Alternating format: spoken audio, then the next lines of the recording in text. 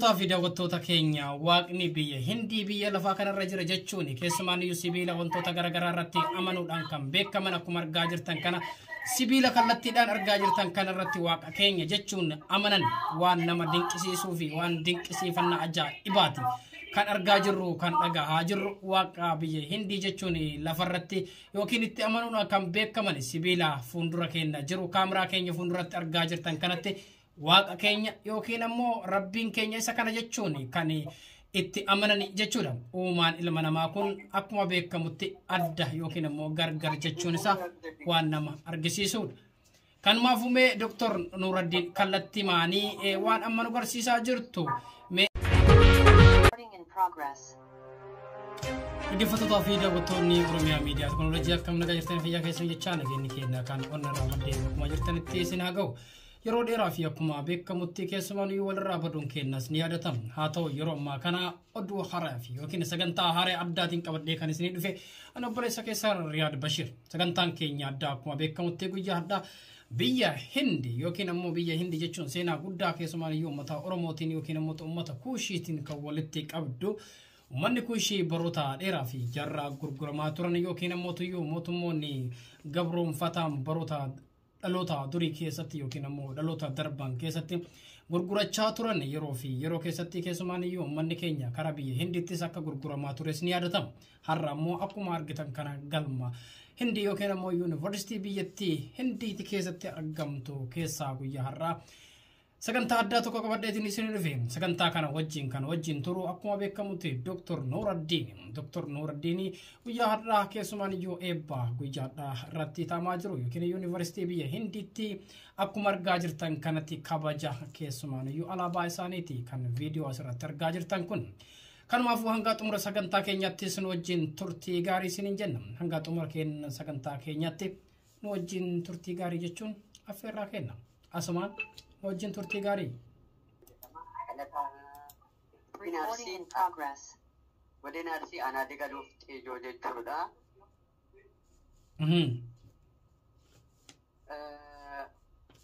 Ammaaf walgahii guddaa akka Gujarat State jedhamutti yookiin akka naannoo tokkootitti walgahii guddaan waa'ee education quality irratti fi waa'ee barnootaatii fi waa'ee qulqullina barnootaa waa'ee eebbaatii fi akkaataa eebbi kun itti gaggeeffamu maal ta'uu qabaadha egereen yookiin qulqullinni barnoota kanaa maal ta'uu qabaadha kan jedhu irratti kan mariifamaa jiru.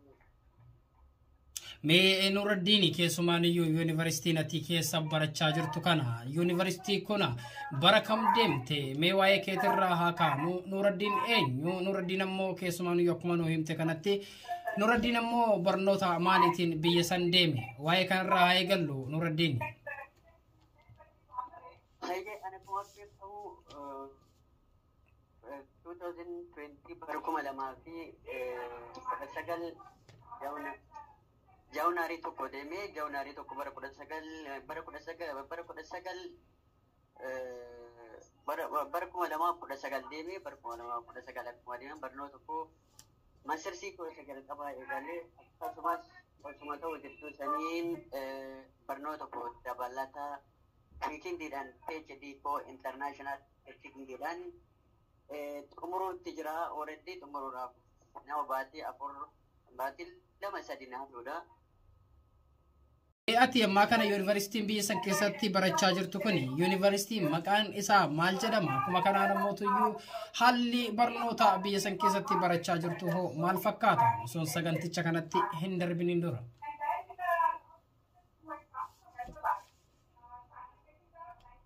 Yuunivarsiitiin kun kan irraa moggaafamu maqaa namaati. Sadarkaa jechuun maqaa namaati. Sadarkaa jechuun nama seenaa fi duudhaa biyya kana yookiin isteet Gujarat isteet isa jedhamu kana keessatti nama seenaaf duudhaa biyya kanaatiif daldala yeroo daldala bittaaf gurgurtaa keessatti nama qabxoo olaanaa fa'irraa seenaan maqaa sadarkaa yuunivarsiitii kan jedhamu itti moggaafameedha. Haaluma kanaan haalli qulqullina quality education inni jedhamu sun inni kennaaf biyya keenyaatiif inni kana Waliin isa olaanaa isa haala gaariidhaan haala barsiisuu irratti kan nama kennamu akkasumas haali simannaa barattoota biyyanaatiin barsiisota kana daddarbaa fi qulqullummaa yookiin tuffiin yookiin natu beekan osoo hin taane nama dirqama ofiitiif fedhii ofiitiif kwaalitii ofiitiif waa hunda nama eegee nama hubatee yaadaanis nama deeggaruudha jedhee ibsuudha. Mee keessumaan yuunivarsiitiin kun keessaan akka biyya sanitti yuunivarsiitii biyya Hindii keessaa beekamaa yookiin ammoo irra guddaa jedhameetiin kan beekamudha. Keessaan haala kanatti ammoo ati hangammaa kana barnoota hangammaa barattee irratti xumurtee yookiin ammoo ergawwan kana hangammaatti ammoo biyya san keessatti akka namoota si booda taafanii yookiin ammoo namoota kana booda karaa biyya Hindii deemanii barachuu fedhii qabaniif yookiin barachuu barbaadaniif ati dhaamsi asumaan qabdus maalidha? Simannaa waan biyya kana keessatti wanti sitti tole yookiin wanti si gaddisiisu hoo namoota sanii fi keessaan namoota afaan keenya dubbatuu fi muuxannoon ati dabarsituu fi hubannoon ati keessa argattee dabarsitu maaltu jira? Ani akka yaada kootiitti lammii kootiif yookiin dhala na dubbatu ammas barnoota barnoonni kun guddinaa biyya qaroominaaf nama waa hedduu baratanidha. Aadarraa, seenarraa, barnootarraa, kwaalitii barnootaa irraa, walitti dhufeenya yookiin riileeshnshiippii namaa irraa, kabaja biyyaa irraa, ibin hangam keenya nama kabajuufi hangam doktoraa profeesara adii nama kabajuurraa, mooratti saganamoota irraa, itti namaa kabajaa namaa irraa, hagga nama kabaju waan beekamudha. Mee namni hedduun ammoo keessumaayyuu dooktorii si arguu barbaanna jedha. Viidiyoo karaa keetitti osoo nu deebistees natti tola. Mee keessumaa nu yaadonni namoota hedduu nama kana arguu qabna yookiin ammoo dooktora kenna yookiin ammoo barataa yeroo ammaa kana akka Oromoottis bu'aa Oromoof Oromiyaallee buusuu danda'u jechuudhaan gaafii gaafachaa jiranii. Waan kanaaf ammoo viidiyoo karaa keetitti osoo nu deebistee nutti tola.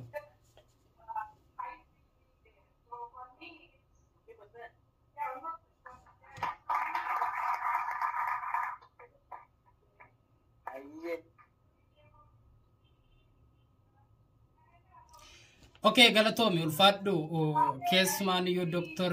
Nuruddin haalli ammaa kana biyya san keessatti jirtu viidiyoo kanuma tokkotti nu qabi.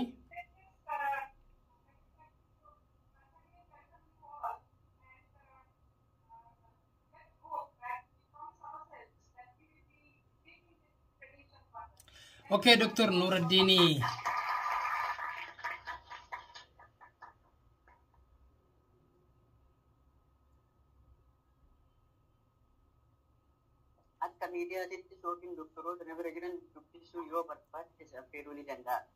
Okay, dubbisiini ka me yaada jiru keessumaan iyyuu hariiroo biyyi akka Afrikaatti keessaan uummata Oromootiin hariiroo walitti qaban seenota darban waan nu gaafattee yookiin kallattiin nu ibsuu dandeessa.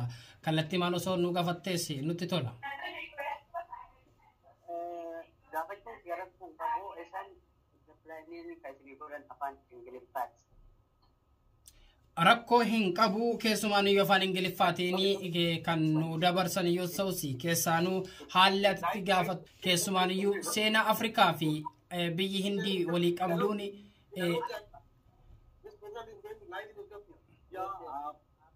quite glad and thankful to you that you are watching our program in India where your one student is studying. I'm quite happy about that.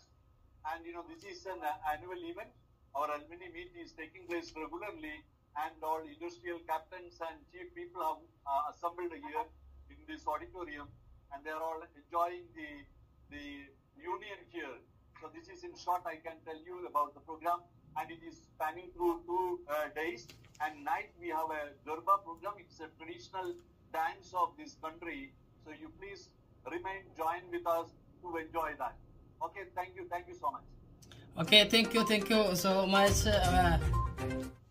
Thank you, Doctor, for the answer.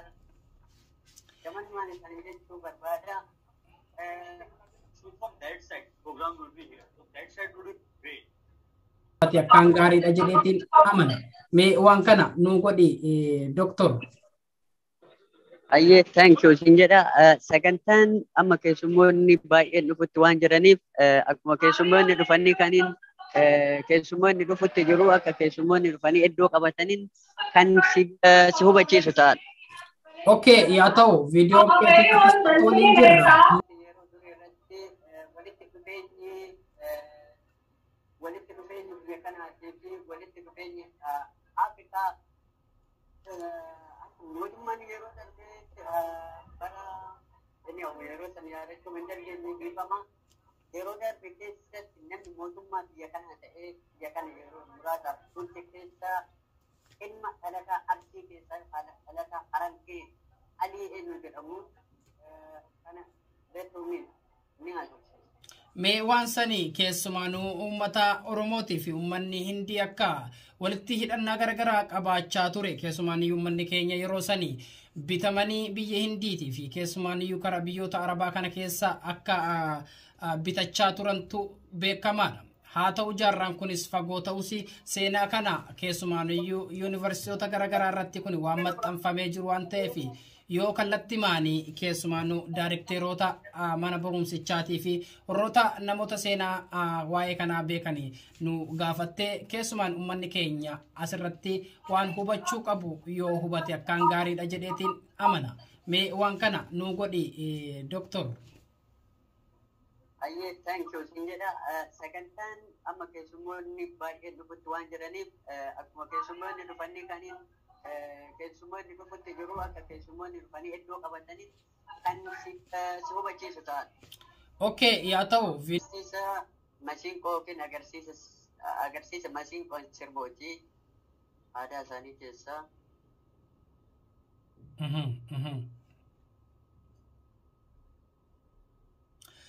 Dhaggeeffattootaa fi daawwattoota keenya akkuma argaa jirtan kanatti keessumaaniyyuu biyya Hindi keessatti guyyaa har'aa agarsiisa aadaa isaaniitii fi akkuma kanaan keessumaanuu agarsiisa fakkeenya guddaa qabu keessaan kan kana booda yookiin daawwattoonni keenya kan argitan turtan. Asumaan keessumaaniyyuu aartiilee garaagaraatii fi kan uummata Oromootiin yookiin ammoo agarsiisni aadaa isaanii hedduun ammoo kan uummata Oromoo aadaa uummata Oromoo keessaan naannoo Harargeetiin kan wal fakkaatudha. Guyyaa har'aa agarsiisni biyya Hindi keessatti kan kallattiidhaan isin garsiisaa jirru kana Oromiyaa Miidiyaa Teknooloojii keessumaaniyyuu kallattiin kan nu agarsiisaa jiru obboleessa kiyya yookiin ammoo Dr. Nuraddiin. Dr. Nuraddiin guyyaa har'aa keessumaaniyyuu sagantaa kanarratti argamee yuunivarsiitii keessatti barachaa jiru keessatti sardii Barnig yuunivarsiitii keessatti guyyaa har'aa kallattiidhaan kan nu agarsiisaa jiru. Sagantaan guyyaa har'aa kun kan namatti tolu keessumaaniyyuu agarsiisaa sirba aadaa ummata Hindiiti. Aadaa ummata Hindii keessumaaniyyuu akkuma yaadatamu baroota dheeraa fi uummanni Oromootii fi uummanni Hindii kallattii garaagaraatiin biyya sanitti uummanni Oromoo gurguramaa turuun isaas ni yaadatamu. Haa ta'u waan asirraa hubachuu qabdan jennee yaannu kallattii maanii biyya Hindii keessatti kaalchariin yookiin immoo aadaan uummata Oromoo kan garsiifamaa jiru. Barri kun bara dheeraas ta'utti uummanni kun immoo aadaa kana kan uummata Oromootiin wal fakkaatu geggeeffata waan ta'eef asumaan hanga xumura sagantaa keenyaatti wajjin turtii gaarii isiniin jenna. Ani kan isin wajjin turu obboleessa keessan Riyaad Bashir Oromiyaa Miidiyaa Teknooloojii irraa hanga xumura sagantaa keenyaatti wajjin tura. Kallattiin kan nu agarsiisaa jiru ammoo Dr. Nuraddiin.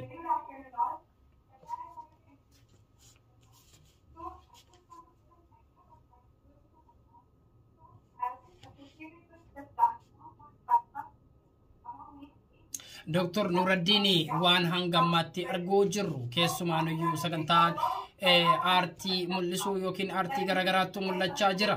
Sagantaan kun kamaaliiti agarsiisa akkamiiti yookiin immoo agarsiisa isaanii keessaa maqaa maalii jedhanii waamani?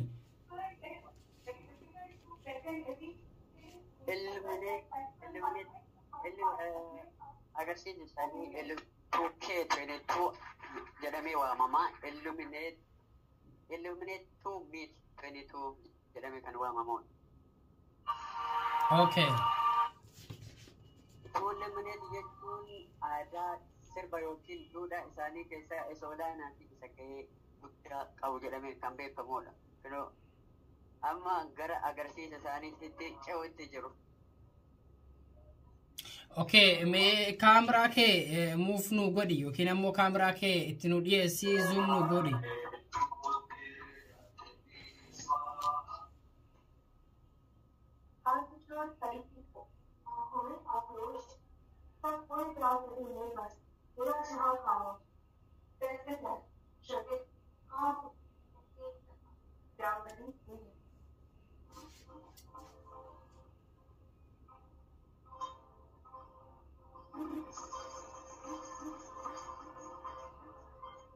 इस दिन में कहीं तन्हाई उदासी अपना कमती है फिर भी ये शहर दिलों को सुकून दिए जा रहा है सदियों पुराने नगमे लिखते आया है नमस्कार ये कौन पता है डिजिटलाइजेशन के जमाने में है वो प्रेम पत्र वाला प्यार और राष्ट्रीय का उपहार वेलकम टू कोलकाता यार Dr. Nuruddin kan amma kana nu daawwachiisaa jiru Dr. Nuruddin Isa Usmaanii maqaa dhaggeeffattootaa fi daawwattootaa Oromiyaa Miidiyaa Teknooloojiitiin hedduu galatoomii ulfaadhu jennaan kanumaaf keessan kallattiidhaan carraa akkas biyya san keessarraa yookiin ammoo ija keessanii yookiin ammoo kan fiilmiin taane yookiin ammoo kallattiidhaan kan daawwachaa jirtan obboleessa keenya yookiin ammoo Dr. Nuruddin guyyaarraa agarsiisa kallattii yookiin ammoo yuunivarsiitii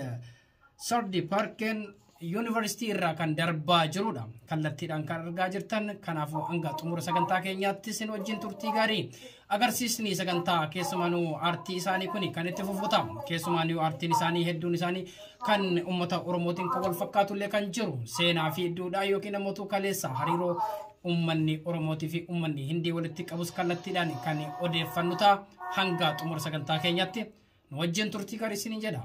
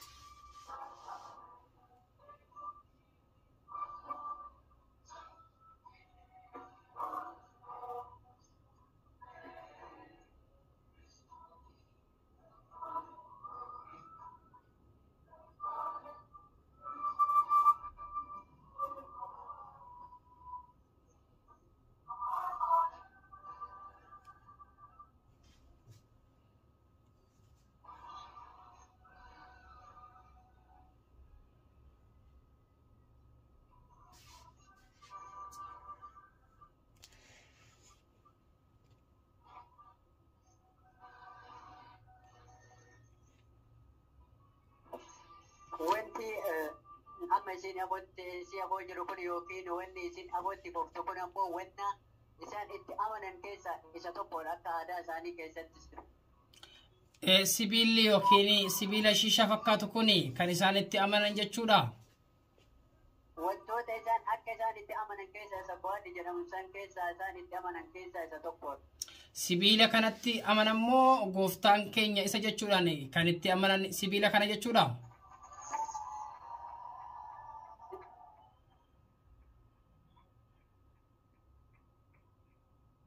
Hello. Sibiila san isaan yes sibiila san isaan kan itti amananii achirra jira fakeen dhugaatii sanii sibiila sanirra jira sooraan isaa jechuudha. Waaqni isaanii achirra jira jechuudha moo akkami wantichi kuni?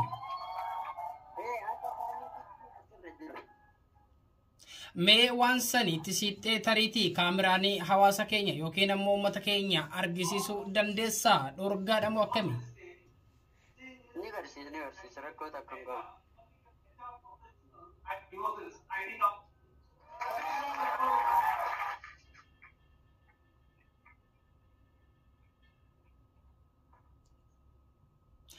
Dhaggeeffattootaa fi daawwattoota keenya waaqni biyya Hindii biyya lafaa kanarra jira jechuun keessumaan sibiila wantoota garaagaraa irratti amanuudhaan kan beekaman akkuma argaa jirtan kana sibiila kallattiidhaan argaa jirtan kanarratti waaqa keenya jechuun amanan waan nama dinqisiisuu fi waan dinqisiifannaa ajaa'ibaati.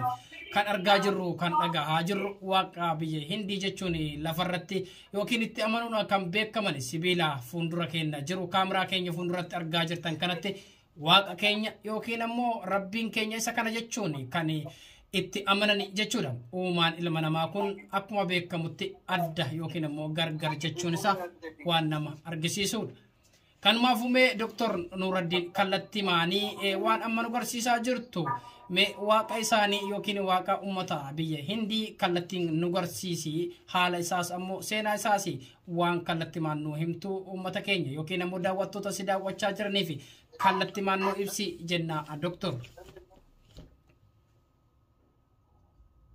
Hayyee inni kunoo ele wanni gamaa isaa irraa mul'atu kun ammoo kadhannaa isaatii fi saandalli yookiin hidhaana kunoo bakka gamaa gamanaa kan jiru iddoo hidhaan yookiin saandalli isaan itti kaa'atanidha. Bakka gamaa gamanaa kan jiru.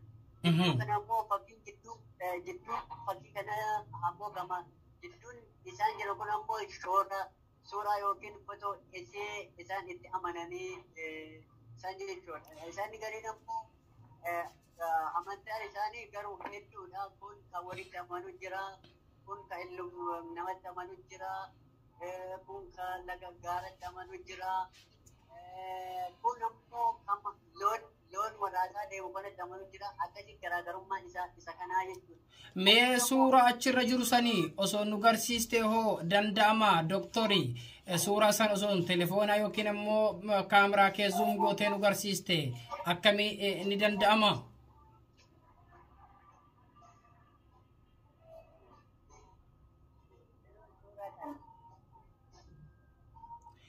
Wanti kun allaattiidha moo bofa moo wanti kun maalidha? Fakkiin morma dheeratu kun inni kun maalidha? Suuraa namaati miidhagee garagara ta'e malee suuraa namaati. Suuraa namaa haa ta'u malee fakkii garagaraatiin babbareechifamee wantoota faaya akka aadaa isaaniitti shiboota garagaraa yookiin warqii garagaraa faaya garagaraatiin kan godhamedha malee waliigalatti suuraa namaati. Okay, wanti kuni warqirraa waan tolfame moo waanuma akkasii wantoota aadaa biyya isaanii keessa jiruun hojjetamedha? Inni jalqabaa akka warqirraa tolfamedha. Inni akka jalqabaatti warqirraa tolfamee garuu isaa gaditti ammoo filaawarii yookiin abaaboo garagaraatiin zuuriyaa isaa marfamee yookiin jidduu iddoo shanitti abaaboon isaa hidhamee akka faayaatti bareechifamee kan kaa'amudha. Okay, wanni kuni keessaan eessa boota mana dhuunfaati moo mana amantiitu jira waan keessa kaayamu yookiin akka masgiida yookiin beeta kiristaanii jennee nuti waamnu kanatti bakka taa'uu qaba moo yookiin mana namaa dhuunfaa tokko ta'a? Hayyee iddoo kamuyyuu ni jira kun iddoo kamuu yuunivarsiitii kamuu mana abbaa dhuunfaa kamuu iddoo kamuyyuu akka namni uffata ofii uffatee deemuutti namni uffata malee hin deemnesan iddoo kamuu kan jirudha. Wanni dhabame hin jiru. Iddoo kamittuu ni jiraadha inni kun. Mana nama dhuunfaa hundattuu ni jira jechuudha?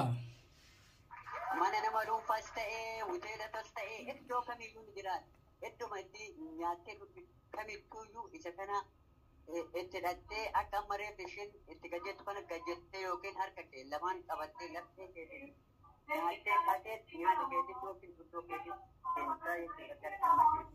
Mee wanti kuni sagantammaan isaaniitu yeroo gaggeeffamu jalqaba kadhatamee isaan kadhafamee ittiin bu'aadin isaanii kun maqaan isaanii garagara waan ta'eef maqaa isaanii kana dha'ee hunduu isaan kadhatee ka'ee kadhannaa isaa maqaa garagaraatiin kadhatamu sanii kadhatee gara sagantaa deemaadha. Akka argeettis akka hubadhettis jechuudha. Mee wanni kun keessumaaniyyuu mana dhuunfaa hin jira eega ta'ee booda iddoo mana amantii yookiin bakka itti walgeessii akka masgiida yookiin beeta kiristaanii jechuudhaan akka biyya keenyaatti beekamu waan akkasii hin qaban jechuudha. Hunduu manuma isaatti waaqa ofii galateeffata. Hundus mana ofiittis ni galateeffata. Garuu yeroo sagantaan garaagaraa yookiin sagantaan guddaan jiru hunduu deemeeti ni dhaqeetuma achittis galateeffata. Haa ta'u malee gara mana ofiittis hunduu ganama eenyus yoo manaa ba'u akkuma manaa ba'u saniin akka kun musliimni kasalaatutti akka kun kan ta'utti kadhatee waaqa keenya hadha nu hoofolchi hadha nu milkeessi waan deemnuuf nuuf godhi yaada keenya nuu gahe jedheeni jilbiiffatanii kadhatanii fi yookaan gadi gombas jedhanii kadhatanii gara dalagaa ofiitti deemanii jechuudha. Harkittis akka irraa fudhadhee ofiitti yaa qabuttis. Mee warri keessumaaniyyuu biyya Hindii keessatti musliima hedduu akka miidhantu mul'ata ture. Kana duras uummata Hindii keessatti namoota hedduu akka ajjeesaa turan ni yaadatama yeroo dhiyoo kana keessa. Uummanni musliimaa hoo akkaataan itti geggeeffatu yookiin haalli itti geggeeffatani akkamii? Akkuma keenyaati moo keenyaan wal addaadha? Akka musliima naannoo kanaatti baay'ee hin jiru tarii darbee nama muraasa nama qubaan lakkaa'amu keessatti hanga argatte masgiidni ni jira. Masgiidni san yeroo tokkomaan dhoorgama garuu yeroo jalqaban tokko san hamma tokkoon ni dhoorgama amma garuu sagalee ol kaasanii hin sagadan malee azaana garuu sagalee kaasanii azaanuu sanii ala sagalee ol kaasanii hin sagadan malee sagadanii fi kaasalaataniidha. Garuu sagalee ol kaasuun baay'ee hin danda'amudha. Mee waan kana keessatti dhiibbaa uummanni musliimaa irra ga'u kun keessumaaniyyuu sababa uummanni musliimaa biyya san keessatti xiqqaa ta'eef immoo sababa yookiin jibbaa sanyummaa yookiin immoo jibbaa amantiitu mul'ata akka ati argaa jirtu yookiin akka ati achi keessatti hubattetti.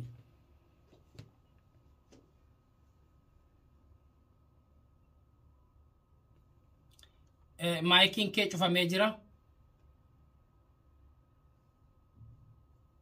Yaada kiyyaatitti wanni ani beekus ta'ee wanni ani hubadhus ta'ee parsentiin baay'inni biyya kana keessatti argamu musliimni I think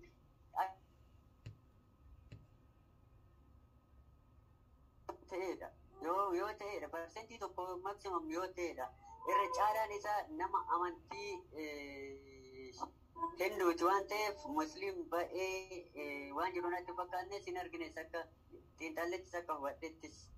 Ammoo masgiidni ni jira moo biyya san keessaan argitetti masgiidni ni jira moo hin jiru? Iddoo nama jiru kana akka tokkotti masgiidni ni jira. Iddoo amma ofii kiyyaa jiru kanatti masgiidni ni jira. Garuu iddoo biraa waan baay'ee jirus natti hin fakkaatuuti. Iddoo ammaaf nama jiru naannoo nama jiru Gujarat State Sardar Patel University Meediyaan nagar iddoo jedhamutti masgiidni ni jira. Hanaan iddoo jedhamu. Mee kanumaani beessumaaniyyuu biyyi Hindii kun biyya riibootii garaagaraa hojjechuun kalaqa adda addaa hojjechuudhaan beekamtu. Mee waan kanarratti akka yuunivarsiitii keessaniitti yookiin akka ati muuxannoo fi mudannoo yookiin immoo irraa argiteetti maalirraa hubatta waa'ee sochii yookiin teknooloojii irratti uummanni sun uummata akkamii waan hangammaatti irraa baratte yookiin immoo waan irraa hubatte maal qabda? Dhaamsa uummata keenyaaf qabdu hoo maalidha?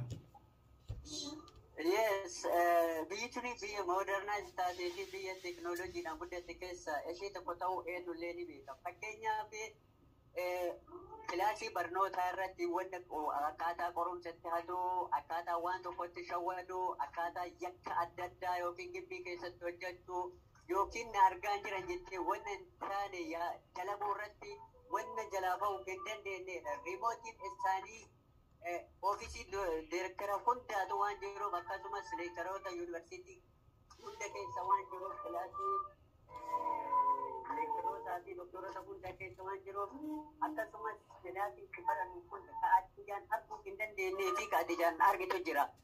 Riimootiin isaanii jechuun sistemaatiin argine wanna ati hojjettuu fi wanna ati gootu kamuu ka to'atamtuudha. Mee waan kana keessatti biyyi Hindii namni hedduun akka beekamtutti keessumaaniyyuu akka addunyaatittis ummata maajigii garaagaraa dalaguun beekamtu yookiin ammoo ummata keessumaaniyyuu harki caalaan isaanii maajiga fayyadaman jedhamee beekamuudha. Mee ati hoo waan san waan argite qabdaa akkamitti hubatta? Ana kachiyetti kanarraa wanni an arge hin jiru wanni an beeku hin jiru garuu wanni an arge wanni an beeku irraa biyya jaalalaa ta'uu isi argeera biyya kabajaa biyya dhalli namaa dhalooman kabajamuudha iddoo dhalli namaa dhalooman itti kabajamuudha iddoo namummaadhaan jaalatamtuudhaa fi iddoo nyaata dhugaatiin wajji nyaannu wajjin kun kamiiyyuu tokko fatee wanni argamu akkallee hin jiru. Eddi nammataa immoo qoftuulummaa yookiin ilaalcha natu beekaa yookiin daraja barnootaatiin natu dursaa ebalutu naa gadi yookiin barnootaan nan qabu yookiin kwaalitii haga anaan qabu niqaatii haga anaan qabu beekumsa haga anaan qabu yookiin uffata haga an uffadhee yookiin mooraalitiksii kiyyaan nan qabu kabajaan nan qabu jedhamee yaadni akkasisun takka illee hin jiru. Asitti iddoo jaalalaa fi Doktor Forstever kamiyyuu yaada kee yaada ta'us yoo ta'e yaada hin taanes yoo ta'e nama sirraa biyya sirraa hubattuu fi doktoroota sirraa hubattu keessa jedhee iddoo yaadu. Ibin irra jaalatti akka seenaa asiilaalettis akkasumas akka isteetii asiitii fi isteetii garaagaraa dubbisettis isteetii amma jiru kana caalu tasallee hin jiru. Isteetiin kun jiraatee iddoon jiru iddoo jaalalaa fi iddoo mootummaa isaas hedduu gaarii ta'ee akkasumas uummatan ofitti nama qabuudha. Fakkeenya akka gaafan jalqaba biyyarraa ween isaanii barataa yoom keessaa kaatee Finfinnee raajii isaan Afrikaan beeku. Afrikaadhaa keessee maal uummata otoo naan jiru hanga an dirree xiyyaaraa itti ween natti matanii dirree xiyyaaraa muraasaatiin haga gibbii yuunivarsiitii na galchanii nyaachanii shaaworii na seessanii kana hunda simannaa naa godhe keessa biyya jaalalaatti jedhee biyyatti amanuu fi biyyattii galateef. Mee keessumaanuu akkuma amma jechaa jirtu namoonni akka keetiitti carraa yookiin ammoo barnootaatiin biyya san deemaniifoo yookiin kana booda deemuu danda'anii fi uummata biyya keenyaa keessaaf dhaamsaatti dhaamtuuf yookiin ammoo gaarummaa yookiin ammoo amaloota isaan biyya kana keessatti agarsiisuu qaban jettee yaaddu hoo maaltu jira? Asumaan dhaamsa qabdu maali? Akka dhaamsaatitti yookiin akka barnoota isiniif haa ta'u jedheen akka nama tokkootitti kadhaamu amalli biyya keenyaatii fi amalli asii walitti dhufu. Akka dhaamsaatti kan dhaamuuf amalli keenya of tuulummaatu jira, anatu sirra beekatu jira, of tuulummaa fi natu fi beekan biyya kana keessatti hin hojjetus hin jirus. Kana ofuma biraa akka nama shaaworii gadi dhiqatuutitti biyyuma keessa jirate ofirraa dhiqatanii bira darbuun dirqama. Kana jechuun kiyyaa asitti ammoo of tuulummaan hin jiru. Waltuffiin hin jiru, sobni hin jiru, iddoo sobarraa fagaattee, iddoo of tuulummaa yookiin natu si beeka irraa fagaateera. Kana waan ta'eef ammoo kana hunda dubbii kijibaa yookiin dubbii hin taane irraa fagaachuun dirqama jedheeti yaada. Mee dhaamsi keessumaanuyyuu uummata kana ati hanga ammaatti ibsaa jirtu yookiin akka uummata kana hanga ammaatti argitetti yookiin ibsa isaaniif ibsaa jirtu ibsa galateeffannaa yookiin ibsa baay'ee akka gaarummaa isaanii kan ibsaa jirtu. Mee ijoollee biyya keenyaa ammoo amaloonni isaan dhiisanii dhufuu qaban jettee dhaamtuufoo maali? Ijoollee biyya keenyaatiif isa tokko jedhee amalli isaaniif dhaamu keessa of tuulummaan dhiisuun isa jalqabaati. Nama wajjin buluu fi biyya tana biyya of tuulummaan hin jirredha. Iddoo ilmi namaa barnootaa fi dandeettii ofiitiin itti kabajamu malee iddoo ani abbaa irreetii iddoo ani jabaadha jedhee foorsi yookiin humnaan ittiin of tuulu osoo hin taane iddoo barnootaaf xiqqaa guddaan itti kabajame walis kabachiisuudha. Immediately jala muree beekuu qaba kana dhiisuun dirqama jedha. Lammata ammoo erga biyyaa ba'an bu'aa bahii hedduu mudannoo hedduutu jira. Mudannoonis jiraachuu danda'a. Murannoo kana ammoo keessa darbuudhaaf murannoo kee qabaattee dhufuun dirqama kee ta'uu qabaadha. Mee doktor waan hanga ammaatti nuun jechaa jirtu keessaa waan baay'ee namatti toludha. Lammiileen bakka kana jiran hedduun isaanii ummata tokko yookiin ummatuma Hindii qofa moo akka Itoophiyaatti ati yookiin ammoo akka Itoophiyaa isin nama meeqatu biyya san keessa jira yookiin yuunivarsiitii kana keessa jirtan? Akka nufi kiyyaa jirutti akka Itoophiyaadhiisi akka Afrikaatittu yuunivarsiitii kana keessa ka jiru ana qofaadha. Akka Afrikaatittu akka Itoophiyaatittu yuunivarsiitii kana keessa ka jiru ana qofaadha.